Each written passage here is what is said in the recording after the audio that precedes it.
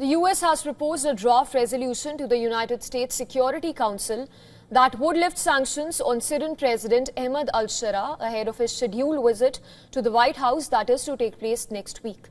According to Reuters, the draft resolution that's submitted by the United States would also lift sanctions on Syria's Interior Minister Anas Khatib alongside Al-Sharaa himself. However, it is not clear when a UNSC vote would be held. In fact, to be adopted, a resolution needs at least 9 votes in favor and no vetoes by any of the 5 permanent members: Russia, China, the US, France and Britain. Syria's political landscape changed last December after former President Bashar al-Assad was ousted after 13 years of civil war. He was removed after a lightning offensive that was led by Islamist group HTS, a former affiliate of Al-Qaeda.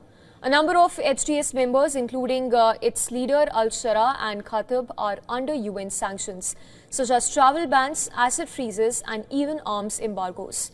For months, Washington has been urging the 15-member Security Council to ease sanctions on Syria. UN sanction monitors have reported no active ties between Al-Qaeda and HTS this year, which in turn has bolstered America's argument for allowing sanctions relief.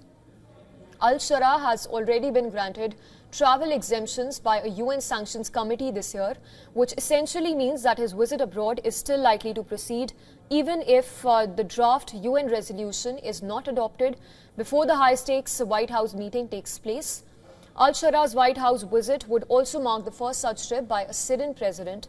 During the visit, he is reportedly expected to sign an agreement on joining the US-led coalition against ISIS.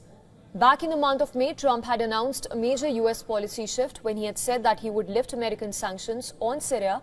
The Senate note has already passed legislation that would repeal a 2019 sanctions law that placed severe restrictions on the Syrian economy. Notably, critics have been wary about easing pressure on the new government in Damascus, particularly after hardline elements of Al-Sharaa's former rebel forces were implicated in deadly sectarian violence earlier this year.